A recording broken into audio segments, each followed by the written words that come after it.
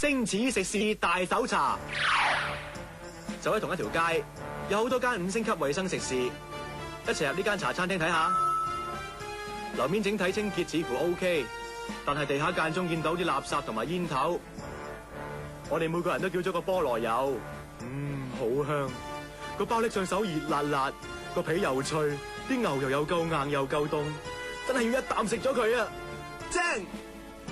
食包包食飽，去一去洗手間先。我經過廚房，見到，咦？呢位咪頭先整啲菠蘿油俾我食嗰位師傅，一路做嘢一路擔住口煙嘅，仲喺度倒糖添啊！下次喺糖罌見到啲糖一粒粒黑色，唔好以為係咩高鈣糖添啊，可能係煙灰嚟嘅啫。我繼續去洗手間方便，冇得洗手嘅。哦，原來洗手盆喺出面後欄洗碗嗰度，洗乾淨對手先。喂，老細，冇晒梘液嘅？唉，算啦，用水沖下算啦。咦，個龍頭駁咗條膠喉嘅，咁啲水喺邊度嚟啊？吓，咁都得啊？你估音樂噴泉啊？另外，我仲發覺呢度嘅洗手間好唔合衛生啊，好似水浸咁。撞鬼咯！仲喺行人通道度浸米粉喎，你話一個唔小心叉隻腳落去就弊啦，完全符合衛生標準嘅。啲杯杯碟碟經常發現有破裂嘅情況，睇住戒親啊！等我仲見過菠蘿油咁好味，諗住下次幫襯，唉，都係咪啦，唔成個菠蘿油嘔翻出嚟已經偷笑啦。第2站，我哋去到沙田，呢區嘅5星級衛生食肆有215間，佔總數嘅53.4%。為咗了解呢區5星茶餐廳嘅衛生情況，我哋又去到另外一間茶餐廳巡查過。呢度成地都係垃圾同埋煙頭，真係唔講都唔知，原來依間又係5星級衛生食肆啊！睇下呢位阿姐，依頭執麵滿碟，依頭洗米，仲喺地下添。喂，對手套乾唔乾淨啊？好啦，係時候搜查下洗手間啦。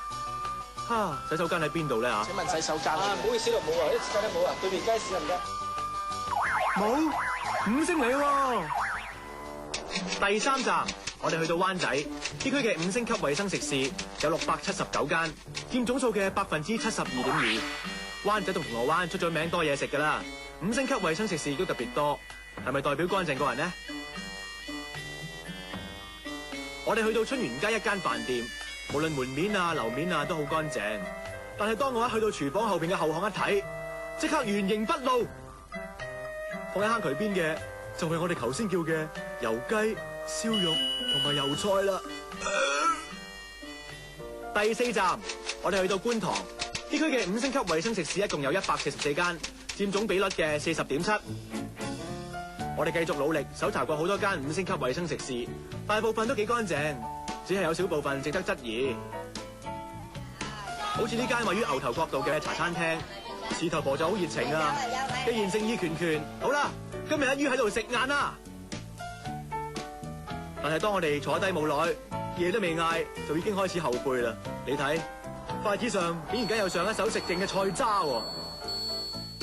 阿姐啊，俾嗰隻筷子我啊，呢度。筷子你好啊，嚟緊。我攞件綠色嘅你啦，攞件綠色啊。點解俾綠色啊？唔通有保護色，放我哋睇唔到？我哋循例入洗手間同後欄搜查，大件事中招！蝦渠旁邊嘅竟然放咗一盤雪藏雞同雪藏牛肉喺度解凍，污水一滴一滴咁滴落嚟，唉，仲諗住叫西芹雞柳同埋乾炒牛河添，都係咪啦，都係嗌一個靜物魚，我要雲吞麵啦。雲吞麵㗎。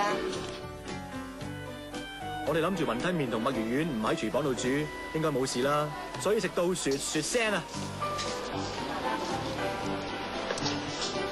但個麵幾好食喎。但係我哋行近呢一睇，弊又中招，廚師手上有傷口，冇黏膠布，藍藥水仲未乾，有冇細菌㗎？經過連日嘅搜查，除咗營住有少少唔舒服之外，我哋仲發覺，雖然大部分5星級衛生食肆都幾乾淨，但係有啲都幾濛水㗎，可能係平時眼不見為乾淨，冇留意咋。咁幾方面咧，你唔乾淨，你要睇下佢究竟係個廚房個廚師污糟啊，定話佢啲食物器皿啊，定話啲食物食水啦嚇。咁呢任何一方面都可以影響嘅。最常見嘅咧就係第一次就係都係個細菌性嗰啲包括咗大腸桿菌啊、沙門氏菌啊，或者葡萄球菌啊，因為佢哋嗰啲有啲毒素喺嗰啲食物度整咗出嚟嘅。咁呢啲係最常見，最好煮熟啲先食。講真啦，唔通我哋每次入鋪頭嗌嘢食之前，都走入人哋嘅廚房度睇下乾唔乾淨先幫襯咩？所以就唯有相信呢5粒星㗎啦。希望各位攞咗5粒星老闆一定要自律，保持衛生水準。未攞5粒星咧唔緊要，努力啲，出年攞翻張。哦，原來除咗5星級嘅茶餐廳之外咧，仲有4星同埋3星嘅。不過大家應該冇見過啦，因為如果啲老闆攞咗呢啲咁嘅級別咧，照計都唔會攞出嚟俾大家睇啦嘛。咁既然多星嘅攞出嚟，少星嘅收埋嘅話，咁對於廣大嘅市民嚟講，有啲咩作用呢？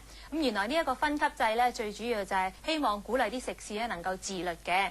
咁個概念咧就係非常之好啦。不過以後嘅定期嚴格跟進咧就好重要，因為廣大嘅市民都相信呢